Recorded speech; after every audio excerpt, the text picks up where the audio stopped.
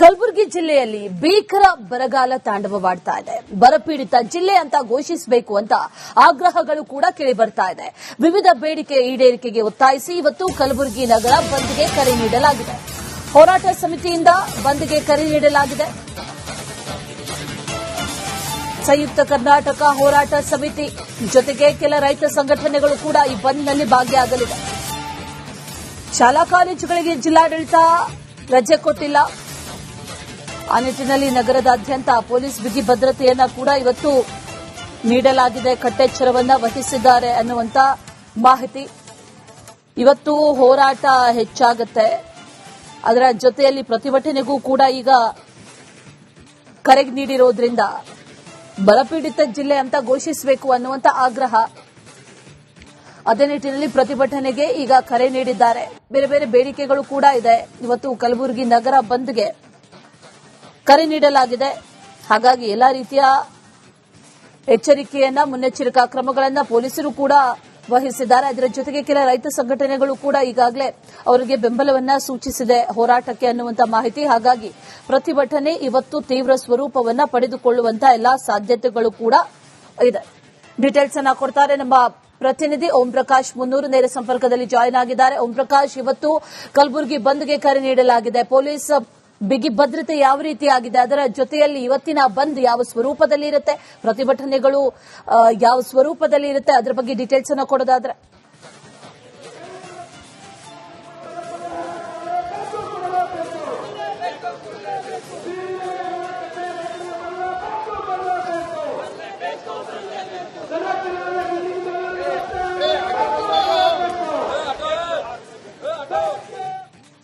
Right Om Prakash, ಇವತ್ತಿನ ಹೋರಾಟ ಯಾವ ರೀತಿಯಾಗಿರುತ್ತೆ, ಪ್ರತಿಭಟನೆ ಯಾವ ರೀತಿಯ ಸ್ವರೂಪದಲ್ಲಿರುತ್ತೆ, ಪೊಲೀಸರ ಭದ್ರತೆ ಯಾವ ರೀತಿಯಾಗಿದೆ ಅಂತ ಕೇಳ್ತಾ ಇದ್ದೆ. ಡೀಟೇಲ್ಸ್ ಅನ್ನ ಕೊಡ್ತಾ ಹೋಗೋದಾದ್ರೆ ಓಂ ಪ್ರಕಾಶ್.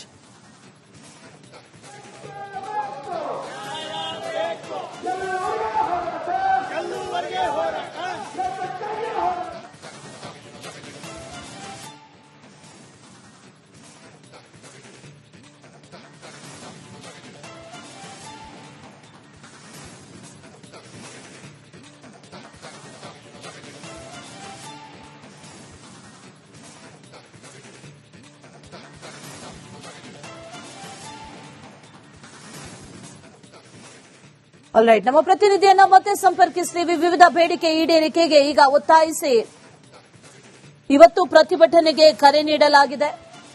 ಪ್ರತಿಭಟನೆ ನಡೆಯುತ್ತೆ. ಆ ನಿಟ್ಟಿನಲ್ಲಿ ನಗರದಾದ್ಯಂತ ಪೊಲೀಸ್ ಬಿಗಿ ಭದ್ರತೆಯನ್ನ ಕೂಡ ನೀಡಲಾಗಿದೆ. ಜಿಲ್ಲೆಯನ್ನಾಗಿ ಘೋಷಣೆ ಮಾಡಬೇಕು ಅನ್ನುವಂತ ನಿಟ್ಟಿನಲ್ಲಿ ಆಗ್ರಹಿಸಿ ಇವತ್ತು ವಿವಿಧ ರೈತ ಪರ ಸಂಘಟನೆಗಳು ಕಲಬುರಗಿ ಬಂದ್ಗೆ ಕರೆ ನೀಡಿರುವಂತದ್ದು. ಅದರಂತೆ ಬೆಳಂಬೆಳಗ್ಗೆ ಕಲಬುರಗಿಯ ಕೇಂದ್ರೀಯ ಬಸ್ ನಿಲ್ದಾಣದ ಮುಂಭಾಗದಲ್ಲಿ ಸಾಕಷ್ಟು ಜನ ರೈತರು ರಸ್ತೆಗಿಳಿದು ಈ ಒಂದು ಪ್ರತಿಭಟನೆಯನ್ನ ನಡೆಸೋದಕ್ಕೆ ಮುಂದಾಗಿರುವಂತದ್ದು. ಈಗ ನಾನು ದೃಶ್ಯದಲ್ಲೂ ಕೂಡ ತೋರಿಸ್ತಾ ಹೋಗ್ತೀನಿ. ಕಲಬುರಗಿಯ ಕೇಂದ್ರೀಯ ಬಸ್ ನಿಲ್ದಾಣದ ಮುಂಭಾಗದಲ್ಲಿರುವಂತದ್ದು. ಇಲ್ಲಿ ರಸ್ತೆ ತಡೆಯನ್ನ ನಡೆಸಿ ರೈತರು ಈ ಒಂದು ಪ್ರತಿಭಟನೆಯನ್ನ ನಡೆಸೋದಕ್ಕೆ ಮುಂದಾಗಿರುವಂತದ್ದು. ಬಹಳ ಪ್ರಮುಖವಾಗಿ ಏನು ಕಲಬುರಗಿ ಜಿಲ್ಲೆಯನ್ನ ಬರಪೀಡಿತ ಜಿಲ್ಲೆಯನ್ನ ಘೋಷಣೆ ಮಾಡಬೇಕು ಅನ್ನುವಂತ ನಿಟ್ಟಿನಲ್ಲಿ ಆಗ್ರಹಿಸಿ ಈ ಒಂದು ಕಲಬುರಗಿ ಬಂದ್ಗೆ ಕರೆ ಕೊಟ್ಟು ಹೋರಾಟ ನಡೆಸೋದಕ್ಕೆ ಮುಂದಾಗಿರುವಂತದ್ದು. ಜೊತೆಗೆ ರೈತರ ಏನು ಬೆಳೆ ವಿಮೆ ಹಣ ಇದೆ, ಕಳೆದ ವರ್ಷದ ಬೆಳೆ ವಿಮೆ ಹಣದಲ್ಲಿ ಸಾಕಷ್ಟು ತಾರತಮ್ಯ ಆಗಿರುವಂತದ್ದು. ಸೊ ಆ ಬೆಳೆ ವಿಮೆ ಹಣವನ್ನ ಕೂಡ ಬಿಡುಗಡೆ ಮಾಡಬೇಕು ಅನ್ನುವಂತ ನಿಟ್ಟಿನಲ್ಲಿ ಆಗ್ರಹಿಸಿ ಬಂದ್ಗೆ ಕರೆ ನೀಡಿರುವಂತದ್ದು. ಅದರ ಜೊತೆಗೆ ರೈತರ ಸಾಲ ಮನ್ನಾ, ಜೊತೆಗೆ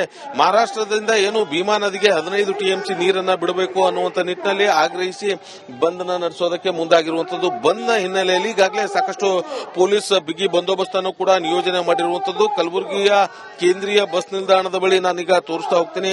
ಕೆಎಸ್ಆರ್ಪಿ ತುಕಡಿ ಸೇರಿದಂತೆ ಸಾಕಷ್ಟು ಜನ ಪೊಲೀಸ್ ಅಧಿಕಾರಿಗಳು ಈ ಒಂದು ಬಂದ್ನ ನಿಯೋಜನೆಯಲ್ಲಿ ಭಾಗಿಯಾಗಿ ಸಾಥನ್ನ ಕೊಡ್ತಾ ಇರುವಂತದ್ದು. ಕಲಬುರಗಿಯ ಕೇಂದ್ರೀಯ ಬಸ್ ನಿಲ್ದಾಣದ ಒಳಭಾಗದ ದೃಶ್ಯವನ್ನ ಕೂಡ ತೋರಿಸ್ತಾ ಹೋಗ್ತೀನಿ. ಯಾಕಂತಂದ್ರೆ ಬೆಳಗ್ಗೆ 5 ಗಂಟೆಯಿಂದಲೂ ಕೂಡ ಇಲ್ಲಿಂದ ಕಲಬುರಗಿ ಜಿಲ್ಲೆಯಿಂದ ಬೇರೆ ಬೇರೆ ಭಾಗಕ್ಕೆ ಕೂಡ ಸಾಕಷ್ಟು ಬಸ್ಗಳು ತೆರಳುತ್ತಾ ಇದ್ವು. ಸಾಕಷ್ಟು ಪ್ರಯಾಣಿಕರು ಕೂಡ ಏನು ತೆರಳಬೇಕಾಗಿತ್ತು. ಆದರೆ ಕಲಬುರಗಿ ಬಂದ್ ಕರೆ ಕೊಟ್ಟಂತ ಹಿನ್ನೆಲೆಯಲ್ಲಿ ಸಂಪೂರ್ಣವಾಗಿ ಕಲಬುರಗಿಯ ಕೇಂದ್ರೀಯ ಬಸ್ ನಿಲ್ದಾಣ ಯಾವ ರೀತಿಯಾಗಿ ಸ್ತಬ್ಧವಾಗಿದೆ ಅನ್ನುವಂಥದ್ದನ್ನ ಕೂಡ ತೋರಿಸ್ತಾ ಹೋಗ್ತೇನೆ.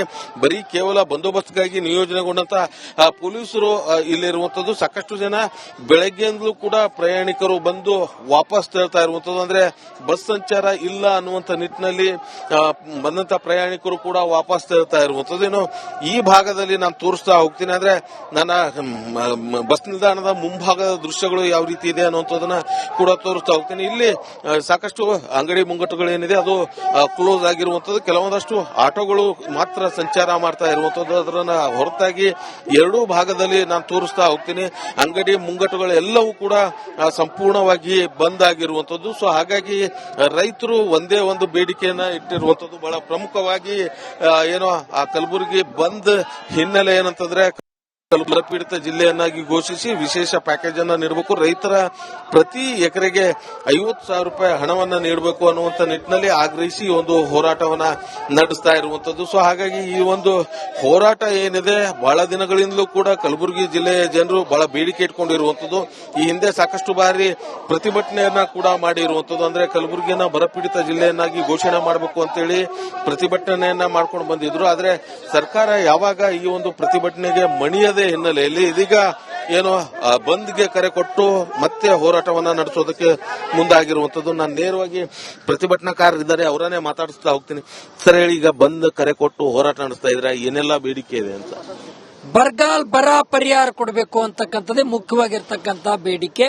ಅದರ ಜೊತೆಯಲ್ಲಿ ಸಾಲ ಮನ್ನಾ ಮಾಡಬೇಕು ಅಂತಕ್ಕಂಥದ್ದು. ಬೆಳೆ ವಿಮೆಯಲ್ಲಿ 7 ವರ್ಷದ ಇಳುವರಿಯನ್ನ ತೆಗೆದು ಬೆಳೆ ಕಟಾವದಲ್ಲಿ ಅನ್ಯಾಯ ಮಾಡಿರ್ತಕ್ಕಂಥದ್ದೇನಿದೆ ಅದು ತಕ್ಷಣವೇ ಅನ್ಯಾಯ ಮಾಡಿರ್ತಕ್ಕಂಥ ತಪ್ಪಿತಸ್ಥರ ವಿರುದ್ಧ ಕ್ರಮ ಜರುಗಿಸಬೇಕು. ಬೇಜವಾಬ್ದಾರಿ ಸರ್ಕಾರ ಅಂತಕ್ಕಂಥ ಮಾತನ್ನ ಹೇಳಕ್ ಬಯಸ್ತೀವಿ. ಏಪ್ರಿಲ್ 25ನೇ ತಾರೀಕು ಎಲ್ಲಿ ನೀನೋ ಬರ್ತಕ್ಕಂಥದ್ದು ಏಪ್ರಿಲ್ 25ಕ್ಕೆ ಸರ್ಕಾರ ಗೊತ್ತಿದ್ರು ಬರಗಾಲದ ಭೀಕರ ಬರಗಾಲದ ಸಂಬಂಧಪಟ್ಟಂಗೆ ಪೂರ್ವ ಸಿದ್ಧತೆ ಮಾಡಿಕೊಳ್ಳಿ ಸರ್ಕಾರ ಸಂಪೂರ್ಣವಾಗಿ ವಿಫಲಾಗಿದೆ. ಸರ್ಕಾರದ ಅಧಿವೇಶನ ನಡೀತಾ ಇದೆ. ಅಧಿವೇಶನದಲ್ಲಿ ಚರ್ಚೆ ನಡೀತಕ್ಕಂಥದ್ದು ಇವ ಅವನಿಗೆ ತೆಗಿಬೇಕು, ಅವ ಇವನಿಗೆ ತೆಗಿಬೇಕು, ಆಟಕ್ಕುಂಟು ಲೆಕ್ಕಕ್ಕಿಲ್ಲ ಅನ್ನೋಂಥ ರೀತಿಯಲ್ಲಿ ಹಿಟ್ಟಿನ ಚೀಲ ನಾಯಿ ಹರ್ಕೊಂಡು ತಿಂದಂಗ ಅಧಿವೇಶನವನ್ನ ನಡೆಸ್ತಾ ಇದ್ದಾರೆ.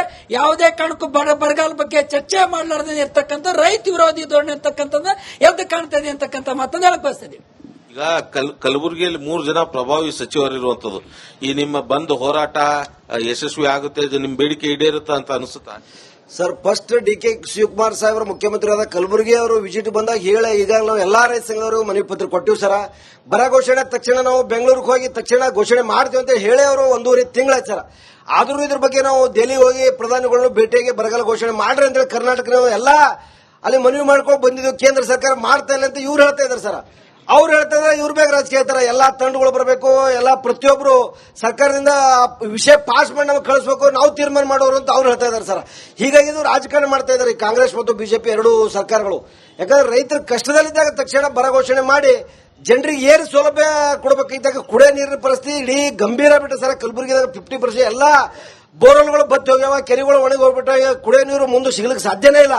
ಹೀಗಾಗಿ ತಕ್ಷಣದ ಕ್ರಮ ತಗೊಂಡು ಏನ್ರಿ ಅದಕ್ಕೊಂದು ಸಾಲ್ಯೂಷನ್ ಹುಡ್ಕೊಂಡ್ರಿ ಈ ಒಂದು ಬರಗಾಲ ಘೋಷಣೆ ಮಾಡಿ ಬರ್ತಕ್ಕಂಥ ಅನುಕೂಲ ರೈತರಿಗೆ ಅನುಕೂಲ ಒದಗಿಸಬೇಕಂತ ಒತ್ತಾಯಿಸ್ತಿದ್ರು ಸರ್. ಮತ್ತೊಬ್ರು ರೈತರು ಇದ್ದಾರೆ, ಸೊ ಅವರನ್ನ ಮಾತಾಡಿಸ್ತಾ ಹೋಗ್ತೀನಿ. ಸರ್ ಹೇಳಿ, ಈಗ ಹೋರಾಟ ಮಾಡ್ತಾ ಇದ್ದೀರಿ, ನಿಮ್ ಬೇಡಿಕೆ ಸಾಕಷ್ಟು ಇಟ್ಕೊಂಡು ಹೋರಾಟ ಮಾಡ್ತಾ ಇದ್ದೀರಿ, ಸರ್ಕಾರಕ್ಕೆ ಹೇಗೆ ಆಗ್ರಹ ಮಾಡ್ತೀರಿ ಅಂತ? ಸರ್, ಈಗಾಗಲೇ ನಮ್ಮ ಕರ್ನಾಟಕ ರಾಜ್ಯದ ರಾಜ್ಯ ಅಧ್ಯಕ್ಷರಾದ ಬಡಗಲ್ಪುರ್ ನಾಗೇಂದ್ರ ಸಂಯುಕ್ತ ಹೋರಾಟದ ಅವರು ಸಂಚಾಲಕರಿದ್ದಾರೆ. ಆ ನಿಟ್ಟಿನಲ್ಲಿ ಇವತ್ತು ನಾವು ಎಸ್ಕೆಎಂದ ವತಿಯಿಂದ ಇವತ್ತು ಕಲಬುರಗಿಯಲ್ಲಿ ಇವತ್ತು ಉದ್ದಿರಬಹುದು, ಹೆಸರಿರಬಹುದು, ಇವತ್ತು ಯಾವುದೇ ರೊಕ್ಕದ ಮಾಲೆ ಏನದ ಇವತ್ತು ಪೂರ ಬಾಡಿ ಬತ್ತಿ ಹೋಗಿ ನಾವು ಹಲವಾರು ಸಲ ಮನವಿ ಪತ್ರ ಕೊಟ್ಟರು ಕೂಡ ಈ ಸರ್ಕಾರ ಎಚ್ಚೆತ್ತುಕೊಂಡು ಬರಗಾಲ ಘೋಷಣೆ ಮಾಡಕ್ ತಯಾರಿಲ್ಲ. ಆ ನಿಟ್ಟಿನಲ್ಲಿ ಎಸ್ಕೆಎಂದ ವತಿಯಿಂದ ನಾವು ಇವತ್ತು ಬರಗಾಲ ಘೋಷಣೆ ಆಗಬೇಕು, ಪ್ರತಿ ಎಕರೆಗೆ 50,000 ರೂಪಾಯಿ ಸಿಗಬೇಕು, ಮತ್ತೆ ಇವತ್ತು ಗ್ರಾಮೀಣ ಬ್ಯಾಂಕಿನಲ್ಲಿ ಸಾಲ ಮನ್ನಾ ಆಗಬೇಕು. ಇವತ್ತು ರೈತರು ಏನದ 20-25 ಸಾವಿರ ಒಂದು ಎಕರೆಗೆ ಬಿತ್ತನೆ ಮಾಡಿ ಇವತ್ತು ಗುಳೆ ಹೋಗ್ತಾ ಇದ್ದಾರೆ. ಇವತ್ತು ಬಾಂಬೆ ಪುನಃ ಇವತ್ತು ರೈತರು ಗುಳೆ ಹೋಗ್ತಾರ, ಕೂಡಲೇ ನಿಲ್ಲಬೇಕು. ಮಾನ್ಯ ಗೃಹ ಮಂತ್ರಿಗಳಾದ ಪ್ರಿಯಾಂಕಾ ಸಾಹೇಬರು ಏನದ ಇದು ಉಸ್ತುವಾರಿ ಮಂತ್ರಿ ಅದಾರ ಅವರು ಕಲಬುರಗಿಯಲ್ಲಿ, ಅವರು ಮಾಡಬೇಕು. ಕಲಬುರಗಿ ರೈತರಿಗೆ ಏನದ ಕಣ್ಣೀರಿನ ಕತೆ ನಡೆದ ಅದು ಏನದ ವರ್ಷಂತ ಕೆಲಸ ಮಾನ್ಯ ಗೃಹ ಮಂತ್ರಿಗಳು ಪ್ರಿಯಾಂಕಾ ಸಾಹೇಬ್ ಮಾಡಬೇಕಿದು. ಏನಂದ್ರೆ ಇದು ಬರಗಾಲ. ಇದು ಇಲ್ಲಿನ ರೈತರು ಹೇಳ್ತಾ ಇರುವಂತಹ ಮಾತು. ಯಾಕಂತಂದ್ರೆ ಸಾಕಷ್ಟು ರೈತರು ಇದ್ದಾರೆ, ಮತ್ತೊಬ್ಬ ಯುವ ರೈತರು ಇದ್ದಾರೆ, ಅವರನ್ನ ಮಾತಾಡ್ತೀನಿ. ಹೇಳಿ ಬ್ರದರ್, ಈಗ ಹೋರಾಟ ಮಾಡ್ತಾ ಇದ್ರೆ ಏನೆಲ್ಲ ಆಗ್ರಹ ಇದೆ? ಕಲ್ಯಾಣ ಕರ್ನಾಟಕ ಹೃದಯದ ಭಾಗಿ ಆಗಿರೋ ನಮ್ಮ ಕಲಬುರಗಿ ಜಿಲ್ಲೆಗೆ ತಕ್ಷಣವೇ ಬರಗಾಲ ಘೋಷಣೆ ಮಾಡಿ ಪ್ರತಿ ಎಕರೆಗೆ 50,000 ರೂಪಾಯಿ ಪರಿಹಾರ ಕೊಡಬೇಕಂತ ನಾವು ಆಗ್ರಹ ಮಾಡಿವಿ.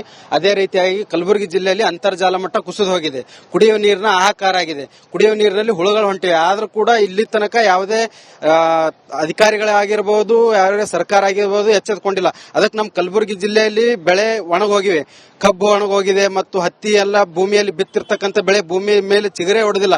ಆದ ಕಾರಣ ನಮ್ಮ ಕಲಬುರಗಿ ಪಾಲು 15 TMC ನೀರು ಉಜನಿ ಡ್ಯಾಂನಿಂದ ಬಿಡುಗಡೆ ಮಾಡಬೇಕು ತಕ್ಷಣವೇ.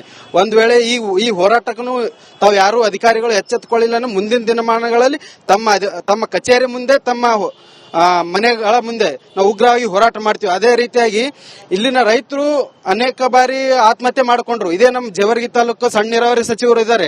ತಮ್ಮ ತಾಲೂಕಿನಲ್ಲಿ ಇಟಗಾ ಗ್ರಾಮದಲ್ಲಿ ತಂದೆ ಮತ್ತು ಮಗ ಇಬ್ಬರು ಮಕ್ಕಳೇನದ ರೈತ ಸಾಲದಿಂದ ಆತ್ಮಹತ್ಯೆ ಮಾಡಿಕೊಂಡಿದ್ರ.